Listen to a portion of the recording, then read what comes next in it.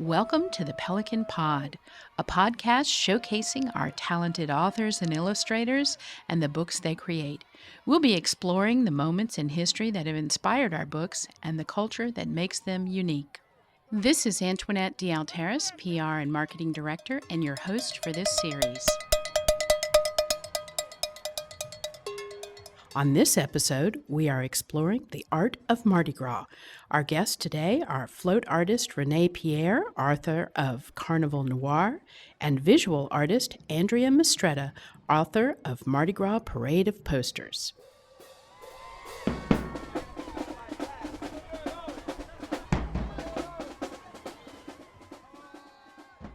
Welcome to the Pelican Podcast. Today we have as our guest Rene Pierre, the author of a brand new book, Carnival Noir, focusing on the African American Mardi Gras experience. Rene, welcome to the show.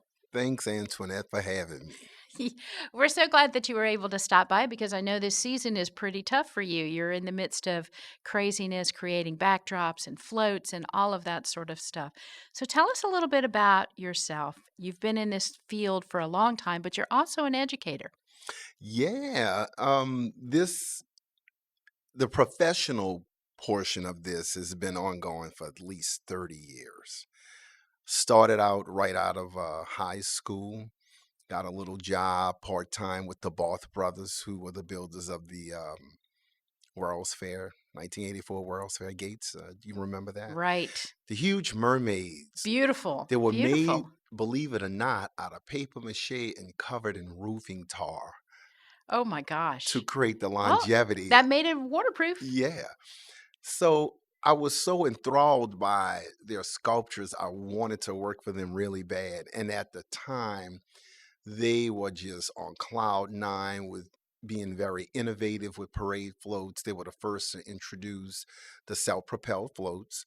If I'm not mistaken, the crew of Palmyras was one of the first clubs to use those style floats. I wish more of them were And self-propelled. yeah. So, but like anything in Mardi Gras, it was kind of frowned upon. They Right. didn't have tractors and they were built over old school buses and defunct RTA buses. And every now and then, like anything else in Mardi Gras, it would break down Right. and cause a ruckus. However, so 1989 was the year, and it just spun out of control from there. More and more people started realizing that, wow, this kid's talented. And then shortly afterwards, I got into the scenic industry, which really kind of circumvented itself around movies, movie sets, special event sets. We're doing a lot of backdrops, a lot of building sets. Kind of shortly got involved with the movie scene, and someone else recognized my talent and made a phone call to one of the local float builders here, the Cantrells. Oh. The Cantrells were the first to give me a go at becoming a professional detailed artist. And that's why if you hadn't noticed, the acknowledgement in the front of the book is for Mr. McKinley Cantrell, who is now deceased, but his son runs the business. And they just put me in a place that I didn't think I could go. And I got better and better every year. And they were like, this is great. This is great. Give you a little pay raise, yada, yada. I said, okay. Always good. Always good. Now that pay raise is like bird feed, but back then it meant something because I was young and really was still living under mom and dad's roof and didn't have the rent and all the utilities to take Right. away from Being that. an artist is never really a very Right. financially secure. Right. So, but nonetheless, the Cantrells really got my feet wet with the professional side of scenic art. And I realized I needed to improve my work to become something big, to be able to be put in a position to ask for more money. So I started like choosing all of the greats, I call the godfathers of scenic art and Mardi Gras. I started hunting them down and becoming an apprentice under them during the summer months when I was off from teaching. And it worked. I was eager to learn. I knew I had to change, you know, my pedigree to be successful. And I went under Raymond Boy for 3 summers at the Rex Den Uptown. Wow. And he taught me all I know. And I have to give all the props to him for me being able to emulate an illustrious style that's so indicative of all of the major crews. So there's not too many of us left that can paint like that. I can count all of us on one hand. So when we go, I don't know who's going to take over, but we have to teach Right. some young Find ones. some apprentices. Yeah. But when I first got started, I taught art at some of the local high schools, but most important one was Ellie Rob Wynn, because Blaine Kern and the now deceased or the late superintendent Anthony Armada started this special programming to help children develop skills instead of preparing for college or a Right. 4 year degree. He was like, well, we have so many things right here in our backyard that kids could become a part of Right. and not necessarily need a 4 year degree. They can learn it in high school and be ready to work. And Mardi Gras was like the first thing they thought of. Absolutely. I mean, And it's still a huge industry here. yeah. And so the principal at the time contacted me because I was the painter for their family's truck float. And she said, this is the perfect person. We got to get him. Went in and it worked like a charm. We would bring the kids over, and it was only a handful of them. I want to say maybe 7, if that was too much. And we go over to Blaine Kern in the afternoon, and the guys over there would teach them how to build, how to apply the cloth and paper mache and the paint jobs and all that good stuff. And so the more and more I got involved, the money got greater and Right. my time for teaching just really came to an end. And I'm like, you know what? This is a business. And my wife said, yes, it is. And you're going to Baton Rouge and get licensed because this is Is a a business. business. Where Yeah. can we see the floats that you've worked on or that have come through your business this year? Okay. So I have like 4 clients. The Cantrells, of course. They Mm-hmm. will be putting on the Mad Hatters group, which is brand new. It will be in Metairie this Mardi Gras. I think it's the first Sunday night, which is called Family Gras. Right. So you get to see them. Believe the next night will be the Crew of Kings, which is Mr. Cantrell's personal parade. Mm-hmm. And also the following Sunday, I believe, is the Crew of Centaurians. I love that Now parade. that contract comes through Rizzuto and Company. That's brand new, and they are elated. And then the other one is we have PFJ Floats, which is owned by Phil Fracano on the Mm-hmm. West Bank. So I was contracted through them to paint the Crew of Okeanos. By the way, last year they won an award from Arthur Hardy as the most improved crew. And that was That was partially your doing. that was my work. I mean, visually, they were much better last year. I mean, I love them all the time. I like them when they're just really not great. But I think just the energy of all of these colors and these beautiful things, it certainly takes a lot of skill to produce something on that scale. It's such a huge industry in Louisiana. Yep. It draws so many people, and so many people's livelihood is dependent on it that Yeah. it needs to be a good show. Yeah. And you know, independency, and you're right, because I have a business.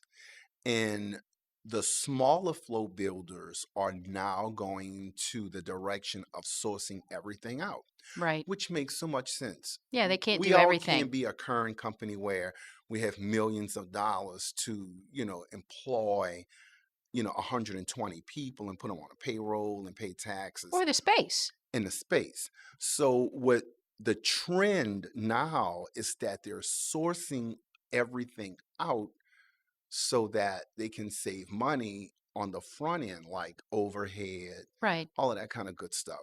So it's easy for them and it works for us because it puts us right into business.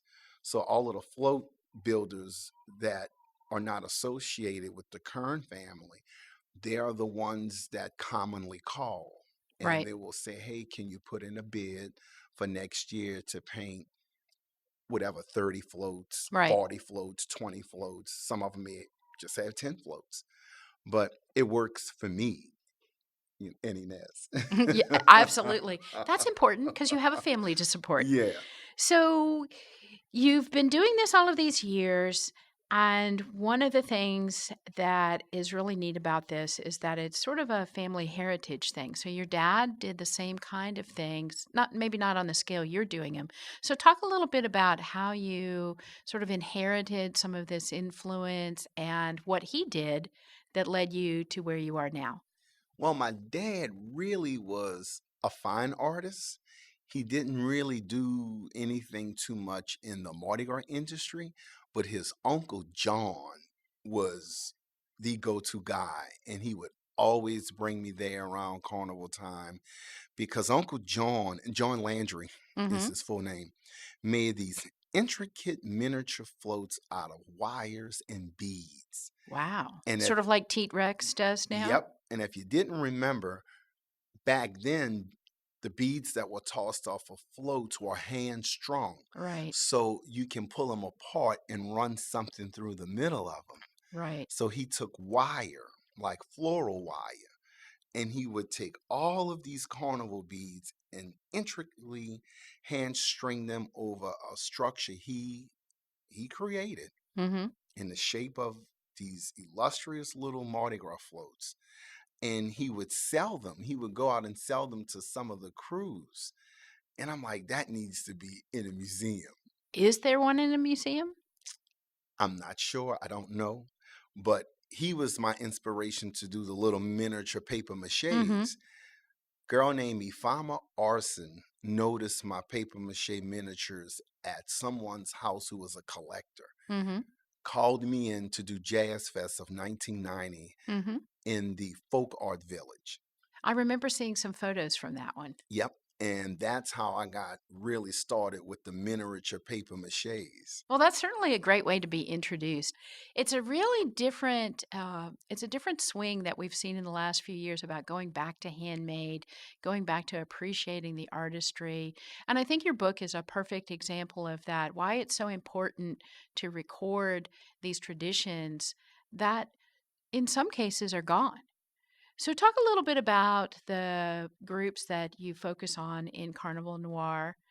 Uh, it's not coming out until Well, February, so until then, they yeah. have to wait. So I decided to talk about some of the African American crews, new and old, and of course the Indians. I love the cover now. The cover now is a collection of photos Yes, of different carnival crews and parading people. It's beautiful. And anybody who goes out and buys it, or you can see it on Amazon right now. It's up Carnival Noir by Rene Pierre. And of course, we're taking pre-orders for it. But I think the selection of photos that you put on there are so representative of the absolutely. parades and the Absolutely. bands. But Antoinette, this is how the book got started.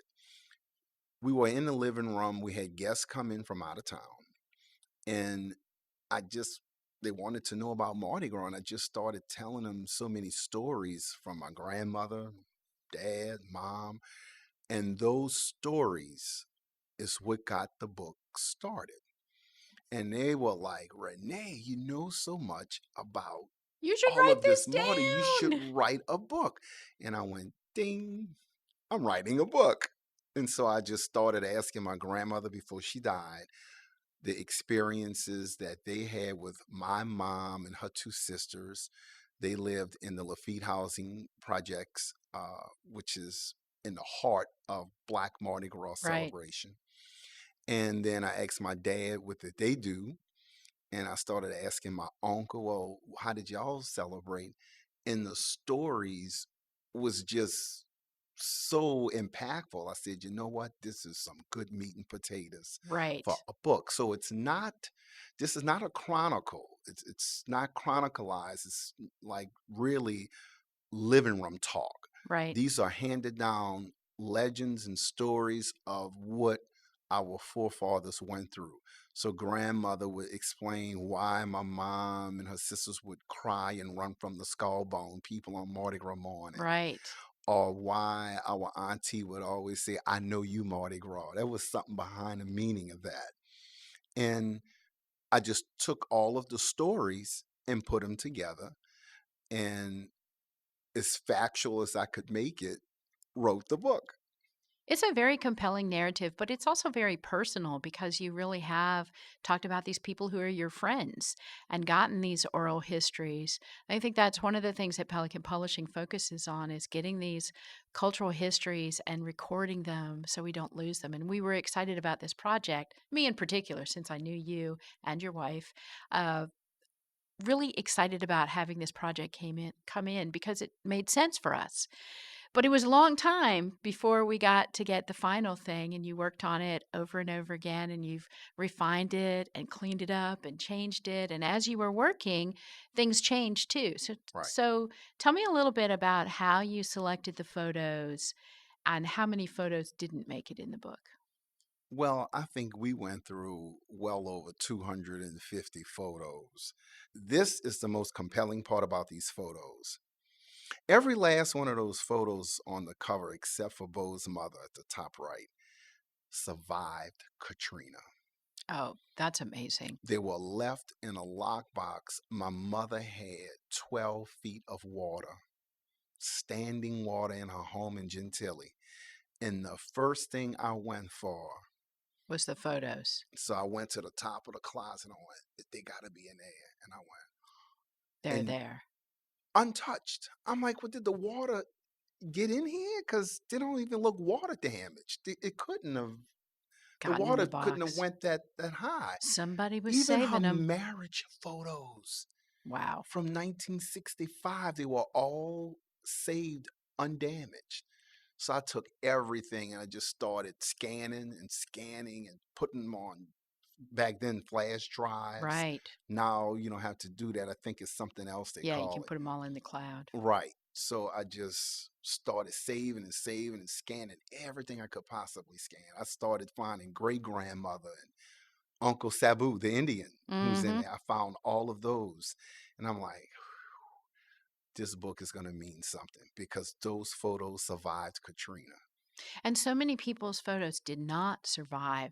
So I think that was also one of the appealing things when we're talking with our editor in chief, Nina Coy, and Yeah, as it was yeah, developing with our former publisher, where we looked at these photos, we said, there are families who are part of this experience who have nothing.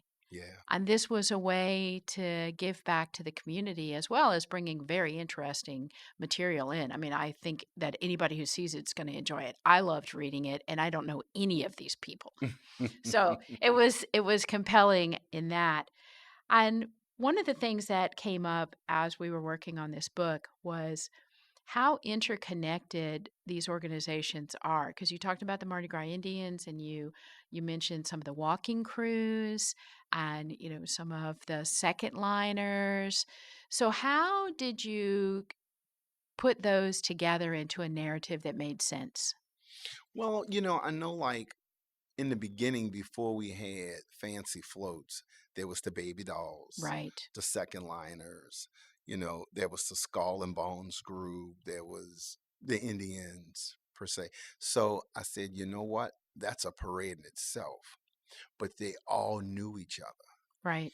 So I thought it would be great to kind of incorporate all of this in the narrative to explain how and why it got started, Mhm. the meaning behind why they chose to mask. And then, as you know, Mardi Gras in itself started as a European celebration. Absolutely. Or at least S- the tradition that we know. Right. So when it came over to Louisiana, it was the European settlers that were into it because the slaves had their own thing going. Right. You had Congo Square, Marie Laveau was doing her thing. So when you had the first African American maskers, they, and I forget the name of this group of people that mixed with Indians. There's a name for a special ethnic group, starts with an M, and I can't remember what they called them, We'll have to read the but book. it was part of that underlying Creole nation. Mhm. And they really paid homage to the Native Americans that were helping them out of the slavery bid and were running from masters and all of this good stuff. And so I wanted to give the public a chance to read and see how and why these organizations came to be. And then not only that, how the costuming evolved Yeah, because the costumes from in these simple things, to oh my absolute gosh. grandeur. I saw the exhibit that was at the Louisiana State Museum. They had it at the U.S. Mint not too long ago, I think last year, that were 5 or 6 costumes. And looking at the beading up close, not just the cost of the beads themselves and the feathers and the base material, but the sheer amount of time. And these are men and children who are making these. Of course, the queens make theirs, but this is a lot of men. And men are really not in the costuming community as creators elsewhere. That's pretty significant in the African American cultures, is that that's a big part of the people that are doing this. That's correct.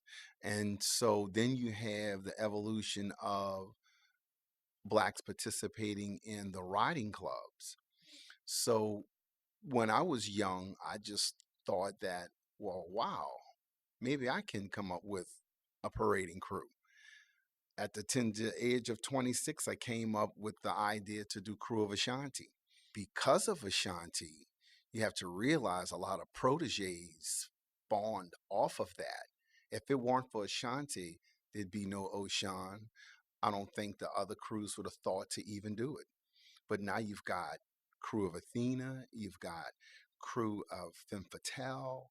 There's a new crew, Nefertiti, in New Orleans East now. Right. So, you have all of these African American crews that have spawned out of someone who pioneered.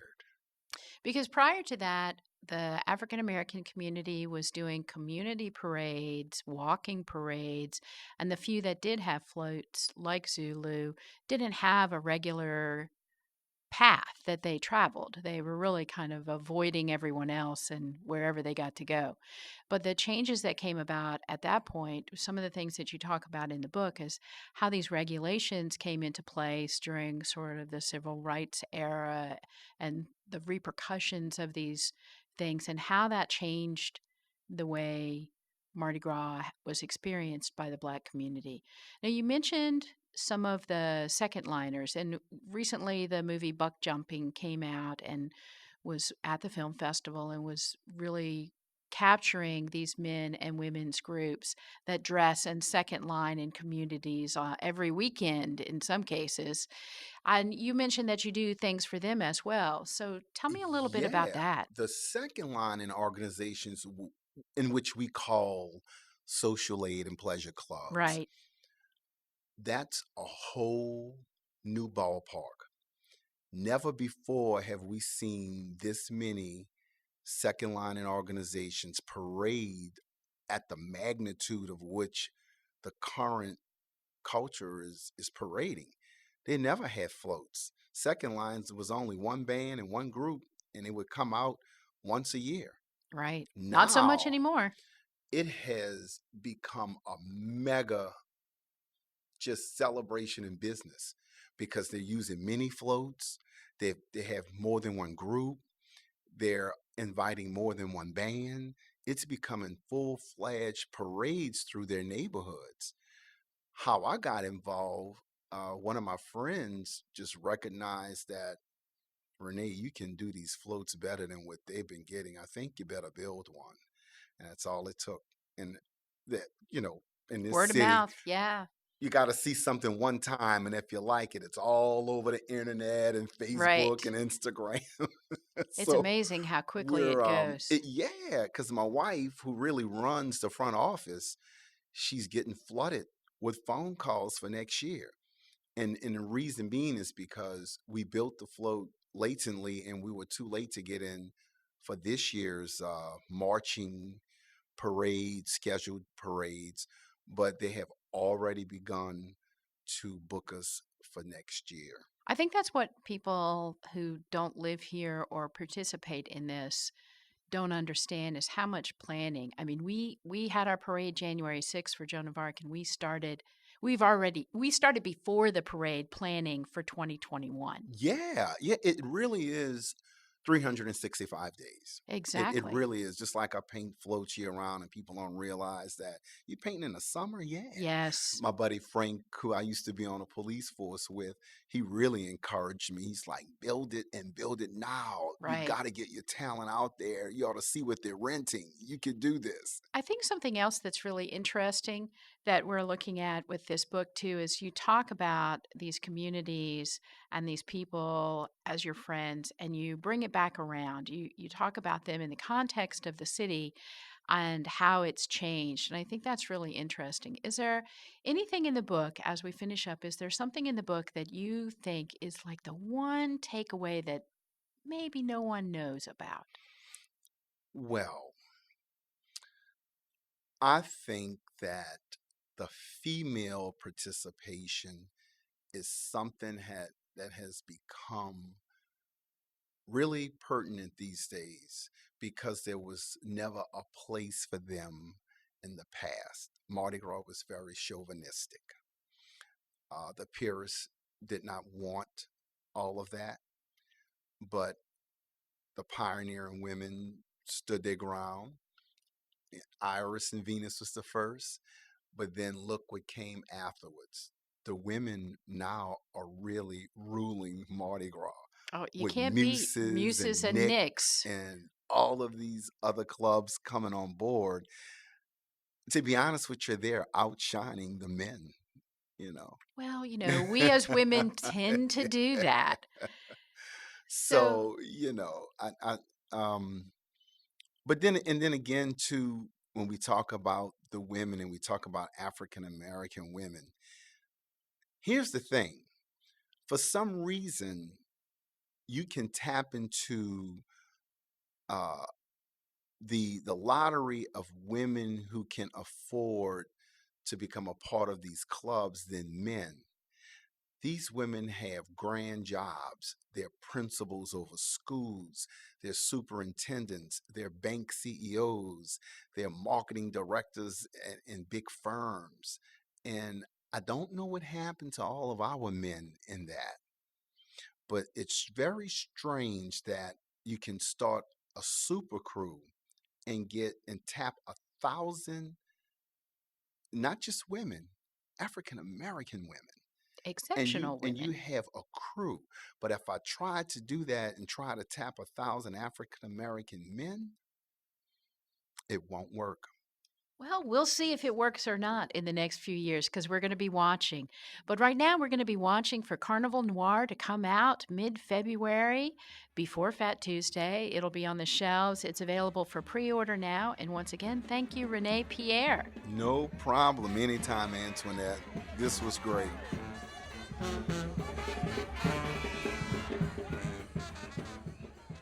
Coming up, we'll be speaking with Andrea Mistretta, visual artist and author of Mardi Gras Parade of Posters.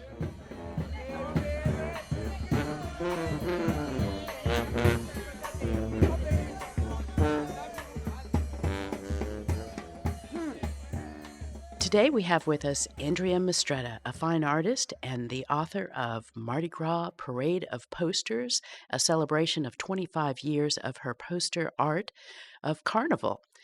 Welcome to our show. Hi, how are you?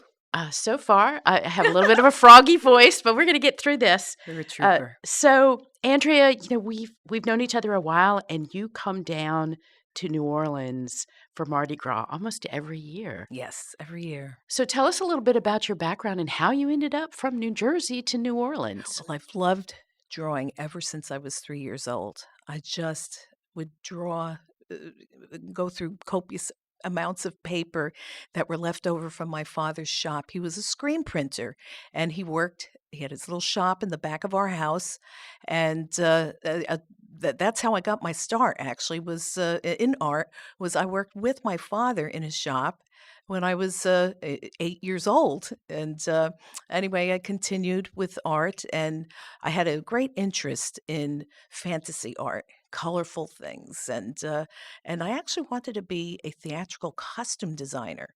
And I went to school in New York City at Pagan School of Design.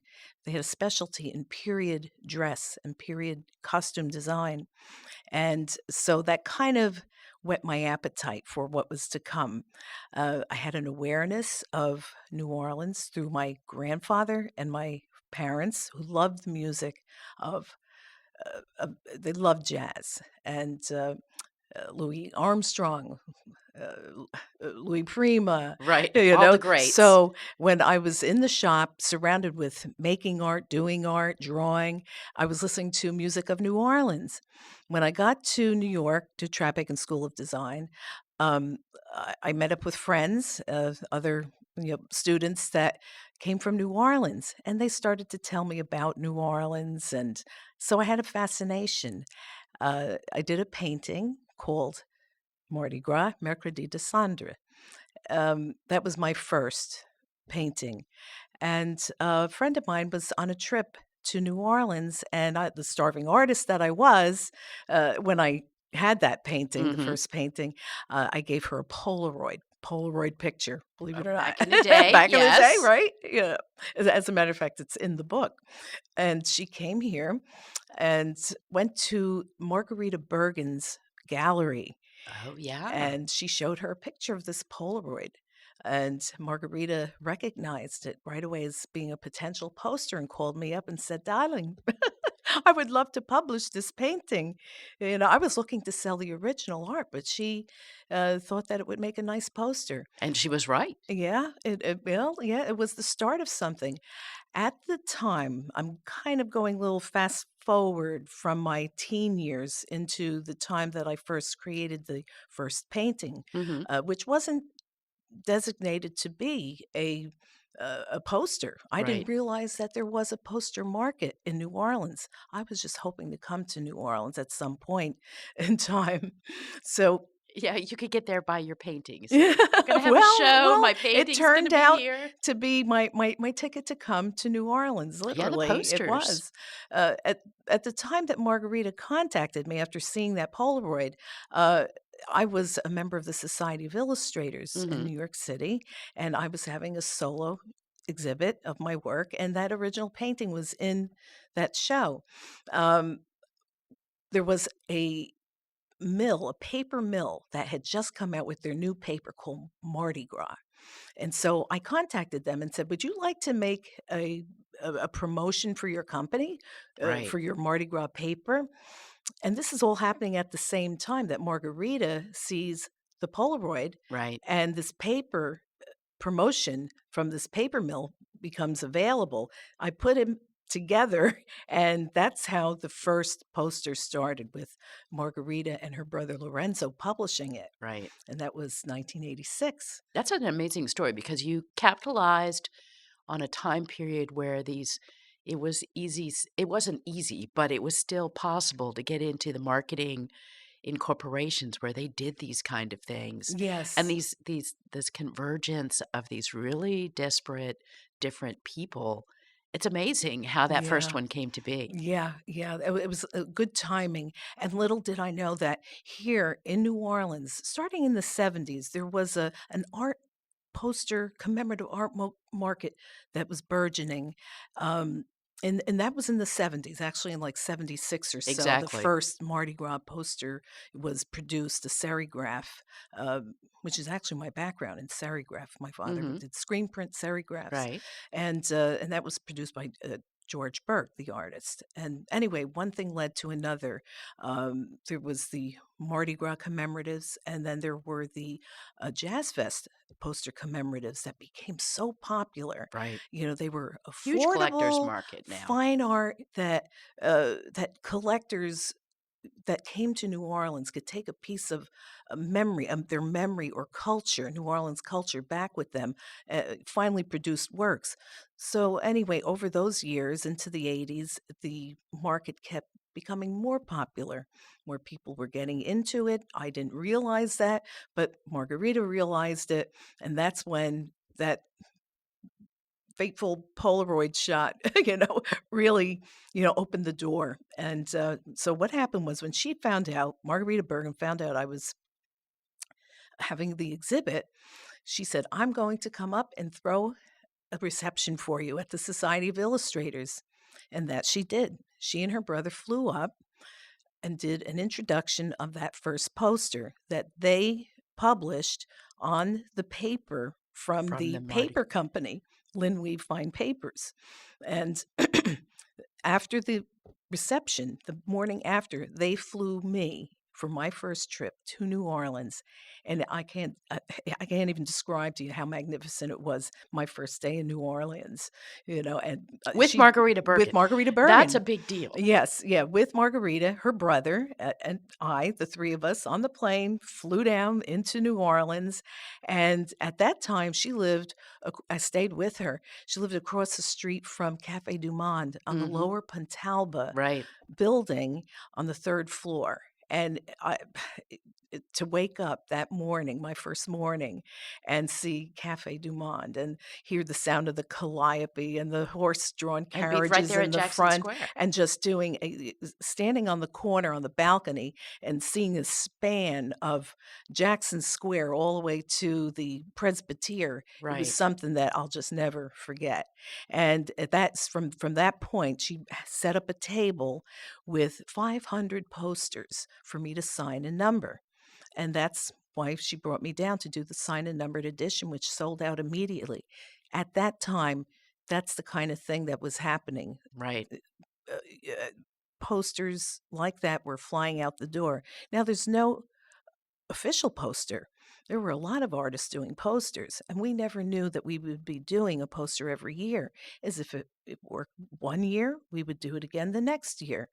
And that's what happened 35 years later. It's still working, and And it's amazing too that you have remained friends with Margarita and her brother oh, yes, Lorenzo. And yes. now your posters are published by They are published. They have been published now for the past 34 years by Cunningham Enterprises. right. A wonderful family, the Yes. Cunningham-Dideau family. They have been using the same printer. Okay, I started doing posters with them in 1987 because at that time, Lorenzo was focusing on his career, and Margarita really needed to focus on the three galleries that she already had. Right. So they introduced me to Cunningham. Cunningham. And so that's how we got started. And to this day, we have the same printer and the same people that bring the posters physically to the retailers, to the airport, to the gift That's shops, just and so amazing. poster shops. It's just, yeah, it's all the same. We're all the same. Yeah. So a funny story, I was a kid then, and my family came through here every year. My dad was from here, and we came through every year. And I picked up the poster in 1987. My mom found it recently. It's in really bad shape. Yeah. Like it's all crumbled up, and there's tape all over it, and that gummy stuff on the back because I Yep. took it to college too. Yep. And I had that poster, and I did not even remember having it, but I bought it when we Yeah. were here in New Orleans in 1987. See, that's kind of the beauty of that type of thing, the poster. You could have it push pinned to a dorm wall, or you could have it beautifully framed. And there Framed. were many framers that were doing opulent frames and shipping them out to places far and wide, but it was like attainable artwork. Not just mine, but anyone that was doing these wonderful posters. Just Mardi Gras was a wonderful subject for any artist to just really explore the outer limits of your imagination. Right. So that's why I really feel very lucky to have done this for as long as I have, from as far as I have. And a lot of people would say, well, how is it that you're doing this? You're not from New Orleans. And I kind of like an analogy would be like when you can't see the forest from the trees. Right. From afar, I see like this lush forest of creativity and the diversity happening here. And I long to be here. And every year, if I want to get back here, I want to keep doing the best that I can and keep the family that I'm working with, you know, keep them wanting to work with me. Uh, have a successful product and something it's something that comes from my heart though too. I Right. really enjoy doing it. And It's the these love of it. pictures too are so, if you're listening and you haven't seen the pictures, you can go online at mardigras and see them. You can of course purchase them there. But you can also walk to the French Quarter and go in any souvenir shop in the French Quarter and you will see these iconic posters with these brilliant colors and the white face paint and these women who are just definitely a combination of Carnival and the New Orleans spirit of costuming. They're just so gorgeous. And Thank you. you've come each year to Margarita's Roundtable since Katrina. So not every Actually, year, no, but about maybe most. 7 years. Yeah. I've been doing this. So you've come down and you did that this year again, and you came down and launched the poster at her roundtable. Yes, at the Bourbon Orleans. Tell me about that experience. Today, it happened today. I just came from there, and it was a magnificent event. We got a chance to unveil the original painting. Right. Now, the original painting was actually sent about 2 weeks ago. Here, it was taken off its frame up in my studio, rolled up and shipped down here to be framed. And I actually saw it framed for the first time today. Oh, that's Yeah, we amazing. had it covered with velvet, and my publisher, I invited her to please come up and just unveil it, and it's fun to see something in its original form, like the actual originating piece, Right. that multiples are made from. So you have all of these 35 years of posters, the Yes. originals, Yes. in your storage, in your studio, and It's not in my studio. I have well, it. Well, in yeah, your yeah, storage, yeah. in your storage.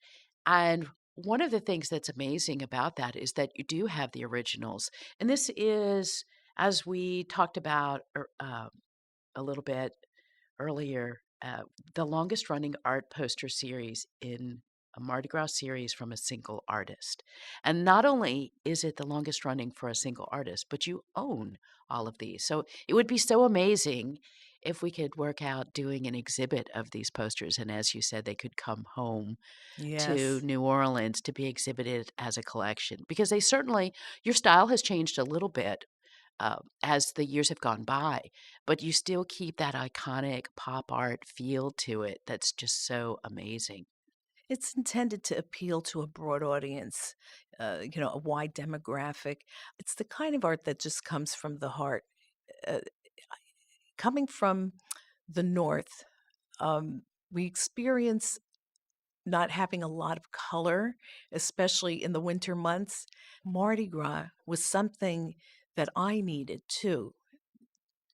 Extreme color, happiness, brightness. And I think that people responded to that. Hmm. Also, the fact that it is Mardi Gras as a subject, but the fact that what was coming through was my feel and my soul in a way is coming through the renditions and trying to appeal and share what I want to convey to people. Absolutely. They're very happy. They're all happy posters. I hope so, and I And think they are. Yes. They they've spawned some other things. Now you've gone from this to spawn some other pieces, whereas people have recognized this art as being such a signature, kind of iconic image. And you've done a Mardi Gras vodka bottle. Tell me Yes. about some of the other ones you've done. As time went on, after the, years passed, and especially in the early '90s, it seemed as though popularity of these commemorative Mardi Gras posters were peaking, and it wasn't long before um, the commercial entities like liquor companies, beer companies were taking note. And although they couldn't sponsor Mardi Gras was a wonderful subject for them to promote their products.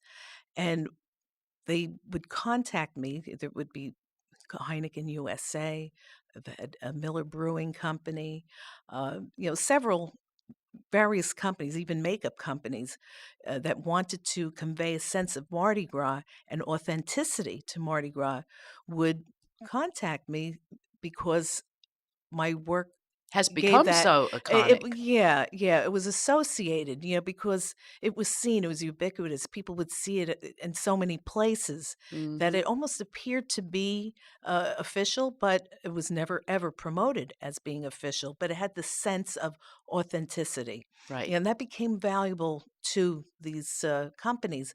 And in one case, there was a Lucky Player vodkas.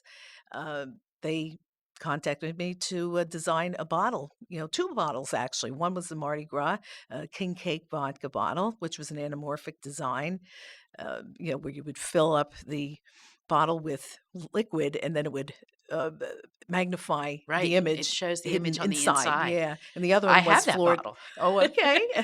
And the other one was Fleur de Lis, which was a scene of Bourbon Street. You would Right. look in there and it looked like you were moving through Bourbon Street if you moved the bottle a bit, so that was kind of a fun thing. But there have been, other licenses to puzzles and printed sportswear and fine silk apparel and ties. And, it started to blossom into other things to license to. That's excellent. And I think the fact that we're looking at the 35th year is just so amazing. I don't know a lot of, other than the Jazz Fest poster or some of those where, the French Quarter Fest poster, but I don't think they've even made it 35 years. But these things are so iconic that anyone coming to New Orleans immediately assumes that you're a New Orleanian. And when you talk to them, because our accents here are so similar to New Jersey and areas of New York, Yeah, that's people true, frequently right? think you're from New Yeah. Orleans, which I think is hilarious. So you're an adopted daughter of our city. So you can find her book and her poster online at mardigras.graphics.com. You can find them in gift stores around the city. You can check them out at the new New Orleans Airport gift shops. You can find both the posters and the book. And once again, thanks to Cunningham Enterprises for continuing to do this and for Margarita Bergen for introducing you to the city. Thank you so much for being here, Andrea, and we look forward to the 36th year next Yes. year. Thank you so much, Antoinette. It's so good to be with you and to be published by Pelican. Thank you.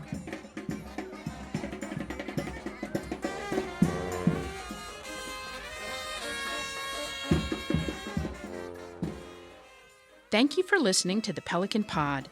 We release new episodes every 2 weeks on YouTube and SoundCloud. If you'd like to read these books and more, visit your local indie bookstore or find them online. The Pelican Pod is brought to you by Pelican Publishing, an imprint of Arcadia Publishing. Recorded and produced by James May.